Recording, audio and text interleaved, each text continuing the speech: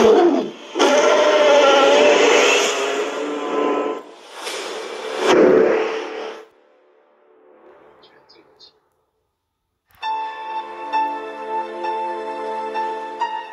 version of Kong is a lonelier, older character.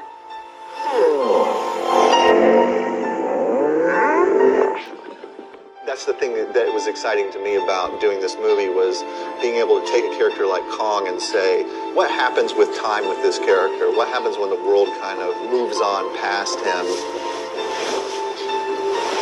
It's 30-odd years later. Adam wanted to introduce a bigger, older Kong, someone who was sort of street-worn. He's been in a few brawls, I guess, with skull crawlers and other creatures that live on Skull Island. In Skull Island, he was a bit of a teenager. This one was really about making him that mature, fully grown adversary for Godzilla.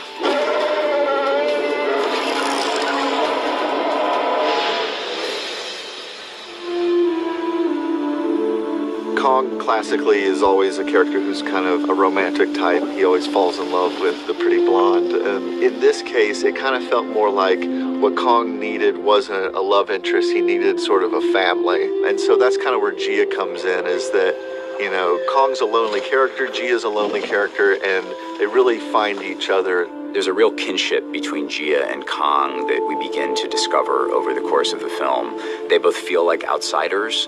The fact that Gia's hearing impaired, so she has to communicate with sign language, this is a new evolution of what we can do with Kong. Finding the right girl to play Gia was an incredible challenge. She's a young, hearing impaired, Iwi girl, and we had to look outside of the traditional channels to find her. And Kaylee Hoddle, who we're very fortunate to have cast in the film, had never been in a film before, and Sarah Finn, our casting director, was able to locate her, and the moment we met her, we knew she was the right girl for the part. Kaylee, who's a newcomer, you know, she's a deaf actress, and she's probably the most professional actor I've ever worked with in a weird way. It's really bizarre. Kaylee is, number one, a really good actor. She hasn't been on a film set. This is the first time she's done anything like this, and she is as instinctive and brilliant as you could be given those circumstances. I mean, she really is very talented, so she's incredibly rewarding to work with as an actor. Like, she gives so much.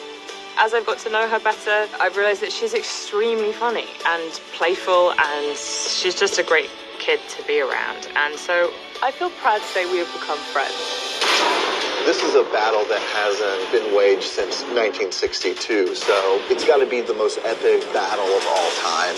Two of these classic monsters are going head to head. That's really so exciting. This has to be the definitive answer to the question, who wins, Godzilla or Kong?